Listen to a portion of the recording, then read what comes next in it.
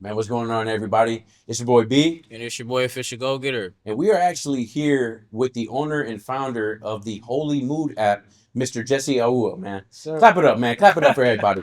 There we go. Man, Good, this is the good, Blueprint good. Table podcast where we have enlightened conversations about economics, social economics, business, money, finance, and really just life, man. We want to have empowering conversations to inspire the masses and to really just reach this current generation, the next generation, and the one that came before us as well, man. Like I said, we're here with the founder of the HolieMood app, Mr. Jesse Awuah.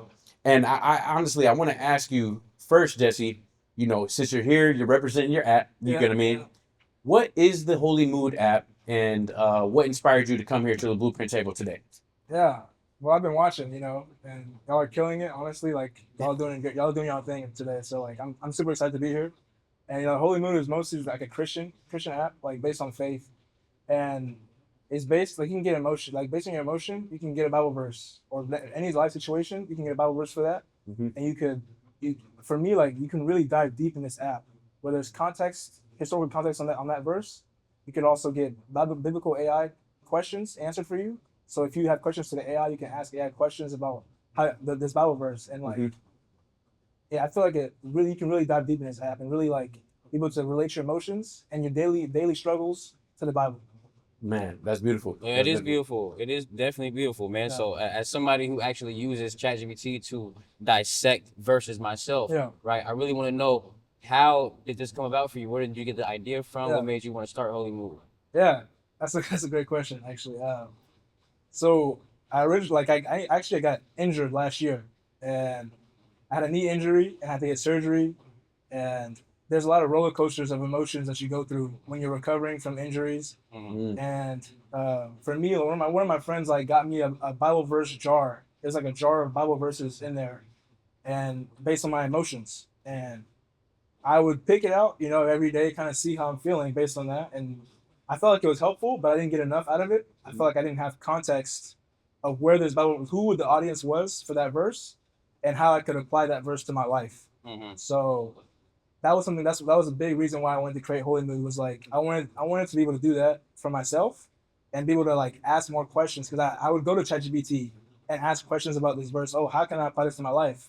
And I was thinking, well, how can I have it all in one place and be well integrated and really be categorized for that, and the AI to be like ready and available to answer those questions in that context. Yeah. So that was a big reason why I created Holy Mood. Yeah, shout out to you, man. That's That's a powerful. clear example Wow. of how God works in mysterious ways. Yeah. For sure. Yeah. Shout out to that friend too, man. Shout out to that For friend. real, yeah. That's honestly beautiful. I mean, it's crazy when you just said God works in mysterious ways. Sometimes you have to go through something like an accident like Yeah. that. You know what I mean? And you find those answers that you're looking for. In the holy text. Yeah. Respect. So if we could dig a little bit into just your own personal background Yeah. of I know you kind of gave us a little bit of insight of how you kind of started to depend on Christ and because you needed that uplift. But let's talk about where you from, man. Yeah. Tell us where you from. Did you grow up in a Christian household? Everything like that, if you don't mind sharing with us. Of course, of course. So I was born in France, Longjumeau, Paris, and lived there for 9 years. And but my heritage wise, I'm from Ghana. That's where my parents from, West Africa. And Shout out West Africa. West All the West Africa. Africans, you already know what time it is. The food is amazing there, honestly. And, Right. Who got the best jollof? Is it? oh, Ghana, of course. Ghana got the best jollof. To all my Nigerians, I don't know. It's a lot of Nigerians out here Yeah. Seattle, man. Ghana got it. Ghana got it. But so born in France. Yeah. But for to a family from Ghana. Yeah, family. But then you moved to Atlanta.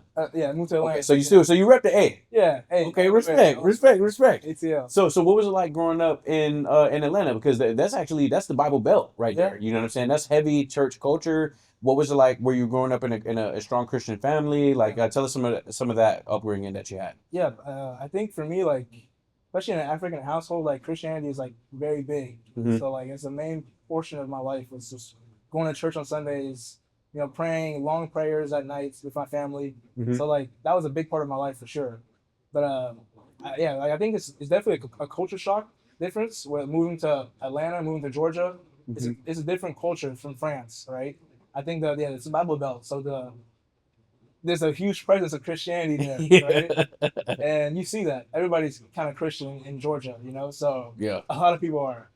But so that was a bit of a culture shock, but it was also good because it's like that's what I believe, right? For me, so it was cool to be around that environment. It was a different environment, but yeah, I went to church on every Sunday kind of thing, and like I was Christian like growing up, but I feel like when I got to like got older, right? Like I was still a value of mine, but I just heard people say things, right? I would hear people talk about it. I wouldn't investigate for myself. I wouldn't read the Bible very often. I would just read like a daily verse and just kind of do that. I wouldn't dig deep, right? I would just kind of take things at face value. But I think when I got to college, COVID hit, right? Like a lot of isolation, a lot of time to think, a lot of time to research, right? And for me during college, my freshman year, I had a lot of time.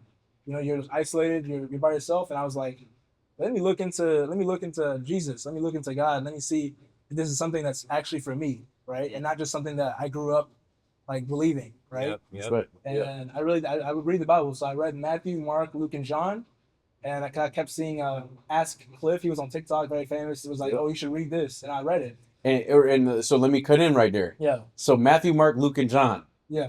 For any of my Bible scholars out there, what are those 4 books called? The Gospels. Boom. Gospels. So yes, he read the Gospels. the Whoever told you to read that, because that's really the story of Jesus. Yes. Is are in those 4 books, right? Definitely. Okay. I was about to say this is not necessarily just a religious podcast, but we got some scholars out here. Yeah, for sure. We got to for educate sure. people on what's going on. That's Yeah, that's cool though. for Okay, sure. Yeah. so he got you into the Gospels, and then you kept reading deeper into Yeah, I it. kept reading deeper into Okay, it. okay. And like I had a goal to just, like my goal now is to read the entire Bible. So I'm working through that now. And yeah, I feel like I kept growing in my faith and kept wanting to find community based on church. And like I'm here now, like I have a community out here in Seattle. It's been great, like super helpful, and helped me a lot through my injury as well. So Respect.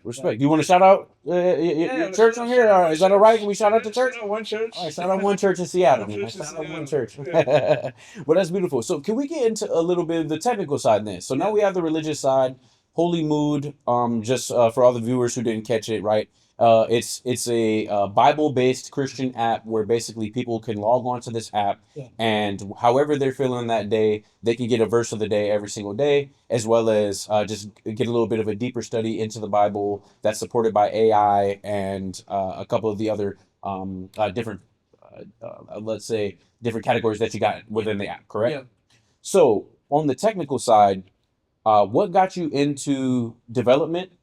Like, could you tell us a little bit about that and kind of your expertise on how an app is developed and how you gained the skill to be able to put this product together? Yeah. I would say in high school I took a computer science class, and before that I wasn't like I was going to go to school for business, but after I took that computer science class, I felt like you could be really creative and put things to life. And I switched my major before I entered university. I was like, I'm going to do computer science, and kind of stuck with that and grinding through that, learned a lot, and yeah, I got a job out of a university and was really excited about the opportunity and moved out here in Seattle. And throughout the job, like, I was like, I wanted to like build on my skills even more, not just in work, but outside of that. I wanted to use my skills to create something.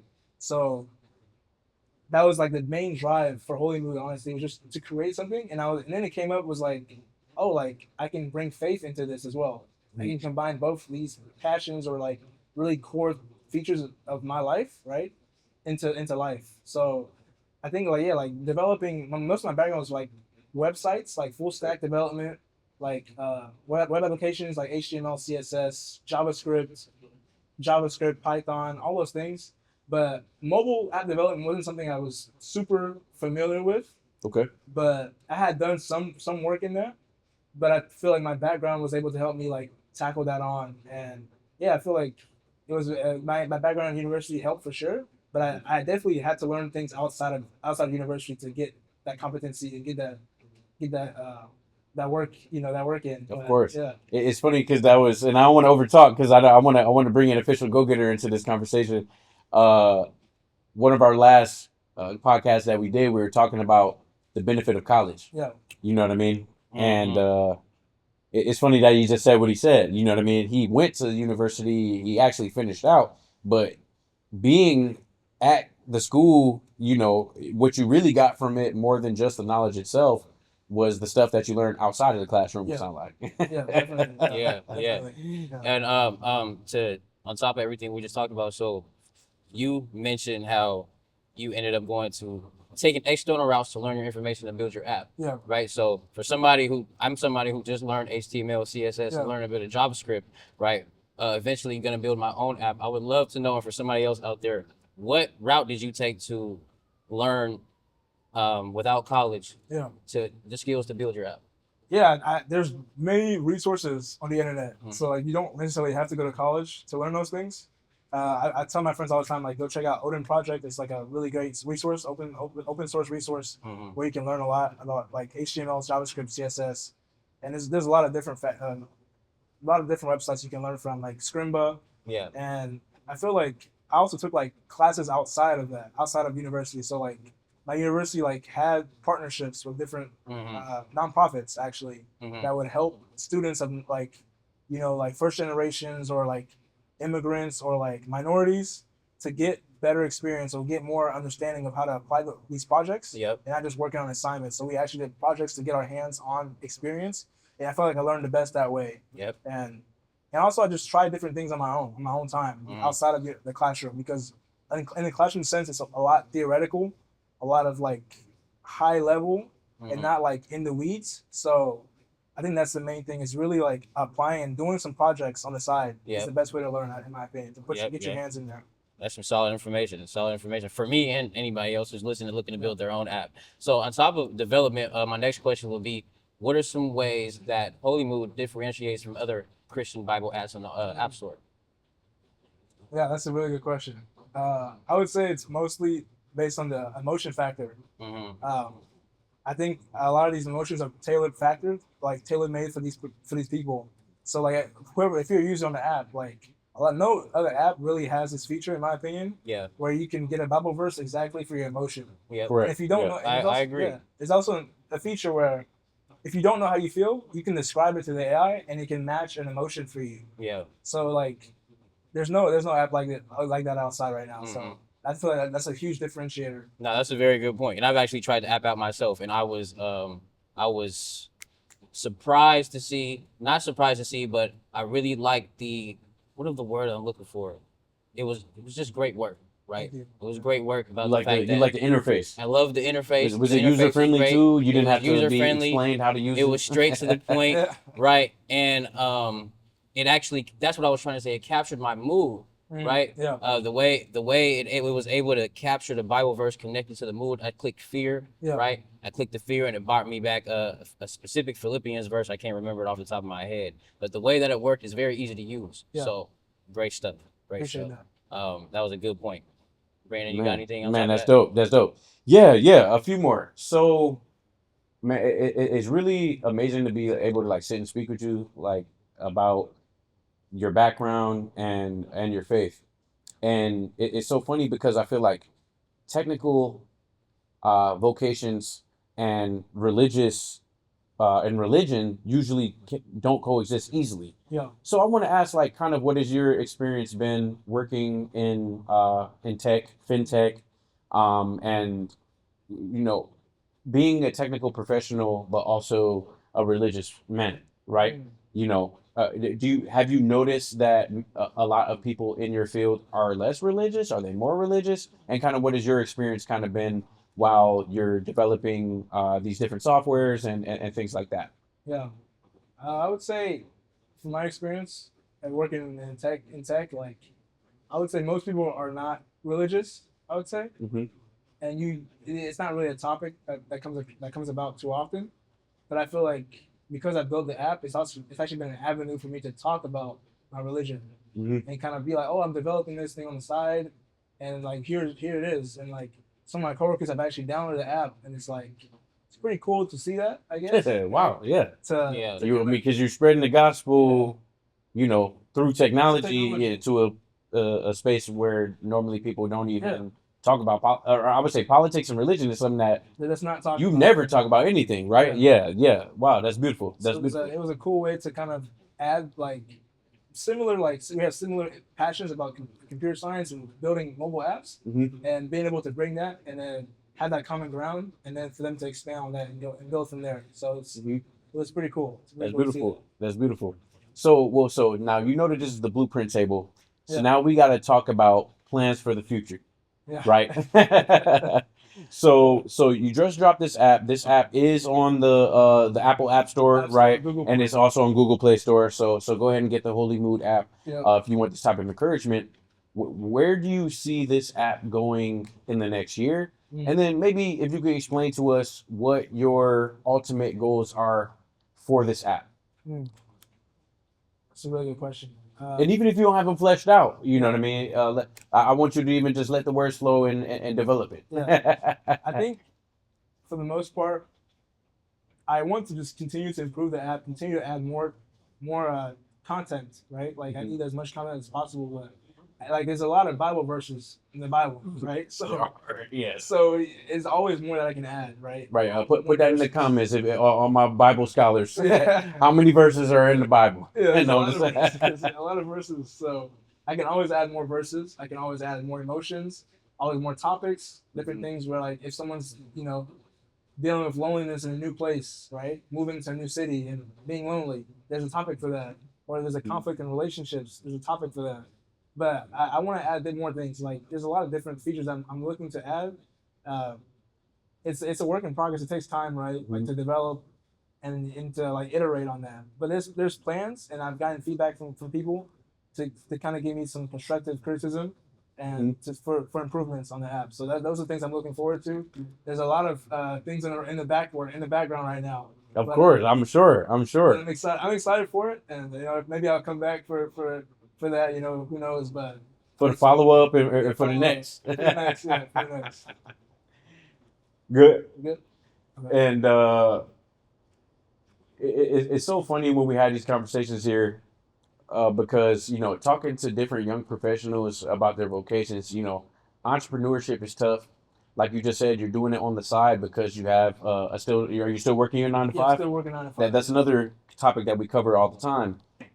Is working a job while working on side projects. Yeah. So if you could break down for us, you're working a high level job and you're also creating a high level side project. How do you find balance for yourself, and what could you, give to maybe somebody who's watching, who's trying to maybe pursue and reach something that's outside of the 9 to 5? Yeah. Yeah. What about your experience could you give to us? Like, what does it take to be able to develop something like this? Yeah. I think it's a lot about mentality, and because a lot of people will start something, but it's very hard to finish. It's very easy to start something but not finish. So I think knowing that like things take time, right? It's not going to be done overnight, and it's like a continuous progress, continuous flow. As long as you keep putting your foot forward and keep pushing every day, I think that's the main thing you can do. That's the best thing you can do. Is keep pushing, taking one day at a time, and that's kind of how I approached it for me. Like obviously, not every day was linear progress. Some things, you have things you're stuck on for weeks or days, different bugs or whatever that you struggle with.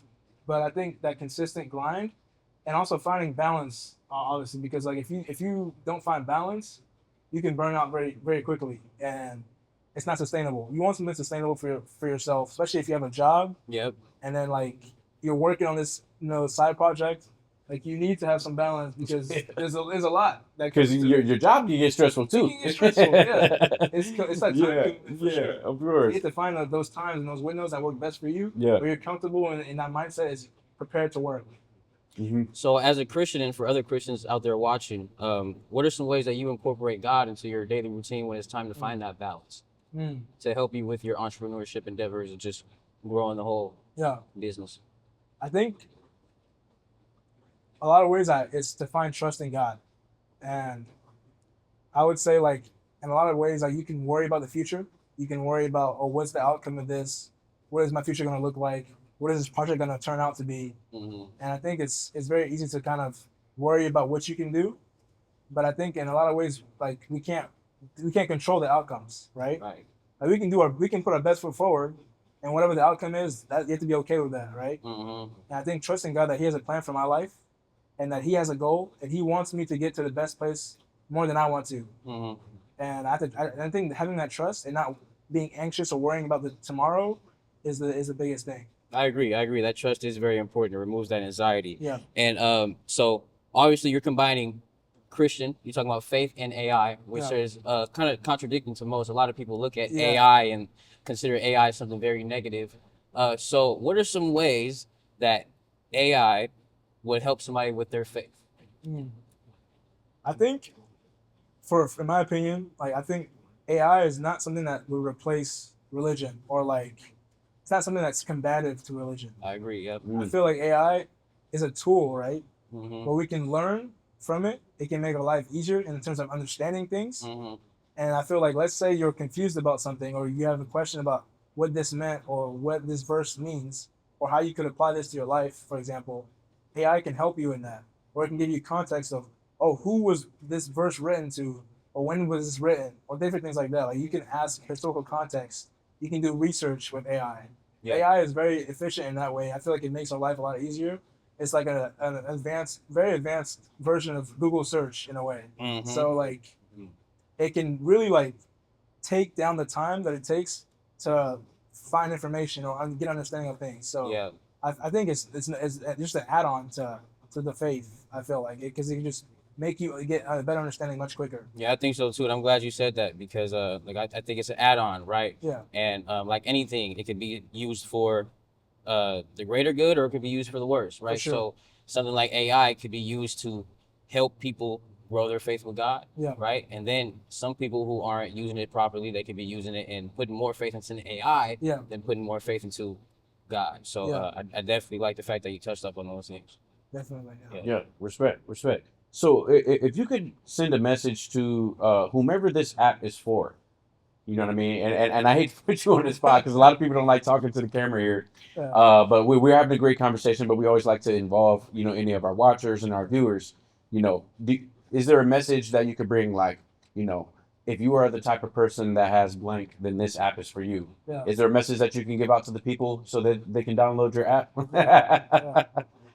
Yeah, I think it's for any Christian out there, honestly. Like, we have struggles in life, and there's ups and downs. There's different emotional roller coasters. We all have our own issues. We all have our own troubles. And I feel like this app is geared towards that, for the daily struggles, the daily issues, the daily joy, sadness, loneliness, in that. And I feel like we should incorporate the Bible in that in every aspect of our life. So I think if you're a Christian that's out there and need the Bible every day, like I think we all do, then I think you should download HolieMood. Yeah. Yep, I think so too. And actually, so since I've been a user and I've been using it a little bit, so is it only paid, or is there a free version as well? This is a free version, yeah. Okay, Yeah. so my question to you is, why would you suggest somebody upgrade from the free version? I would say the reason why someone should upgrade is because then there's no limitation, right? Mhm. Because obviously the free one has more limitations. Mhm. Like you can only have like 3 emotions a day, I saw that. or like 3 AI messages a day. Yeah. So if you want the ability to not have any limits, or where you can have unlimited AI messages or unlimited emotions Mhm. that you can just tap on every day, then I think you should get that upgrade. Yeah. Definitely. Yeah, no, for sure. And that's a good point. That's a good point for sure. It's like I'm thinking about myself, somebody who uses, I spend a lot of time with God, right? I spend Yeah. a lot of time talking to God, and I also spend a lot of spend a lot of time talking to ChatGPT. Yeah. So I could definitely see how I would utilize this more than 3 times a day. Yeah. On top of that, I want to ask you a question about the process, right? So I want to know how long it took you to take this from an idea to something real and tangible. Yeah. So I would say the idea came about in January, Mm-hmm. and then I bought a MacBook that month. Yeah. To So you develop. didn't even have a My guy, MacBook. let me get a fist You bump didn't for even that have one. That's my guy. That's my guy. That is That's crazy. that's the official go getter way. Come on. You have an idea, take action. Yeah. Take action. Immediately. Bought a MacBook. Okay. And then started setting up my environment to kind of get ready to build it. Mm-hmm. And then just kind of went into it. I had obviously I think AI definitely helped as Mhm. well. It wasn't the only thing, but it can make things faster. You can ideate. You can have ideas, right? You can talk to that ChatGPT or whatever you're using Yeah. to kind of be able to formulate the way you want to construct your ideas. Mm-hmm. So I think that's definitely was able to help my process. But in total, it took about 5 months to build the app and get it launched to the App Store and Google Play. And yeah, it was. You guys say it one more time, Jesse. It took about 5 months. 5 months to get the app out to Google Play and App Store. And I think a lot of things were just consistency. AI was also a factor. And I think in a time like this is the best time to really take advantage of like artificial intelligence and natural intelligence, like you said in your podcast, like to combine those things to really like be able to take advantage in a time like this. 100%. 100%. For sure. So 5 months, and you started this year. You started this January. So anybody who's listening, right? It took him 5 months. He started this year. He went and bought his MacBook. What kind of MacBook did you buy? MacBook Pro. MacBook Pro M4. No, M1. I was. Oh, you got the M1. So I needed to hear that. So you don't even need the most expensive and the most newest. No. Come on. M1. Yeah. No. That's a job. Come on. No, that is definitely something good to hear, and especially to those app developers, especially me, man. I'm new to this tech space. I'm new to the software space, but I've been going hard all year learning. Yeah. So to know that you built that app in 5 months is definitely inspiration to me, man. So good stuff, for sure. Yeah, and I also want to touch on what he said as well. 5 months to some feels like a long time. 1 day feels like a long time. But you see, he started this year with a vision, and he was able to take it to where now the app's interface, I mean, it looks clean. It looks clean. And we have to make sure to be able to put it up on the camera. We'll figure out how to do it. We're going to screen record it. If I put it up right now, Q, is it going to be able to see? Right. I was about to say. Got you. You see HolieMood right here. I got fear right here. Gave me, or today's encouragement. Is it Colossians or Colossians? Yeah, Colossians 3:17 chapter 3 verse 17. Whatever you do in word or in deed, do all in the name of the Lord Jesus, giving thanks to the God the Father through Him. Amen. That's HolieMood. Amen. Man, that's absolutely beautiful, man. Like I said, man, it's just a pleasure to be connected with you. You get what I'm saying? And thank you so much for coming on the pod and speaking to us. How can the people get in touch with you, and how can the people stay up on what's happening with HolieMood and staying up with what you're doing? Yeah, so we have an Instagram for HolieMood. It's just called HolieMood, HolieMood. And then there's my Instagram, Jesse _Awuah. But that's kind of how you can stay in touch with me. But I appreciate y'all. I got one more question to finish it off. My bad. I didn't mean to. No, you got to. No, listen. I always do this to him, literally. You know what I'm saying? I always do. It's all good. I got me, man. But look, my last question, man. I want to ask you about marketing, right? You just mentioned HolieMood's got Instagram, right? And anybody else trying to grow their app, whatever the case may be, how do you go about marketing, and what kind of tips and tricks do you have? Marketing is a tricky one for sure. I think that takes a lot of consistency for sure. Constant uploading. I actually was able to connect with a friend that does marketing to kind of help me with that actually. Yeah. But so I was working with her and kind of had to had her manage my Instagram and TikToks, so social media platforms. But I think if you don't have that bandwidth to do that, like I feel like sometimes like you can't do everything by yourself, right? Right. So if you can have someone to help you, that can be really helpful. But if you don't have the opportunity, I think just like that consistency to going for it, consistently uploading and doing things like this, like the podcast is a great way to market your app, right? Yeah. But I think I think finding different avenues that you feel like aren't draining to you, that you can enjoy doing to market your app I think it's a great way to do it. Yeah, and so I'm now realizing that you don't have a co-founder. You did this yourself. No co-founder, yeah. That's a big deal. I understand that's kind of a big deal in this space now, because a lot of people mention doing this with a co-founder to make it a little bit easier for you, whatever the case may be. So my question to you is, how was your experience without a co-founder, and if would you go back and find a co-founder if you were to restart to make things easier? Or are you looking for partners now, and do you see the benefit of having a partnership as you continue to progress? I would say I'm not opposed to partnerships at all. Like if someone was interested in partnering with me, that'd be great. Like I would have no opposition to that. Venture capitalists. Just heard that. no opposition to that, obviously. And I think having a partnership is great. I think you can't do everything by yourself, right? So I think when I was building the app, like everything was kind of on me, right, in a way. So it does add more pressure in some ways, right? But I think what helped me was talking to people around me about the app that I'm building, and having some accountability. People were checking on me and saying, "Oh, like, how's the app going? How's the building process going?" And that would be a motivation because it's like, "Oh, like I told these people about this app, right? And I don't want to just not finish this, right? Like, people are looking forward to something like this, right? So it's like it was a motivator because you included people around you to kind of let them in on your process, let them in on your journey and what you're building. So I think having that really was actually really helpful as a solo founder. Correct. For this Wow. app. Yeah. Yeah. Did you have any moments where you felt like giving up? Yeah, there's moments for There's sure moments. where you're just like, oh, this is really hard. Yeah. And I got a job, I got all this stuff going on. Like, do I need to do this? You know? Yeah, yeah. But I think it was very much so like something I wanted to do because I was like if I'm gonna start something, I need to finish this, right? Like, like I want to see at least finish this through, you know, and Yep. see what happens. You held yourself Yeah, accountable. hold myself accountable in Yep. that way. So I think that was really important. Yeah. Yeah, that's important. Yeah, I hear that. Well, those are the only questions I had left, man. Yeah. Once again, man, we appreciate you coming by. Appreciate the sure. dope information, especially to me, man. I'm definitely Definitely. inspired to know you Definitely. created this in 5 months. You got your MacBook in January, man. I'm Yeah.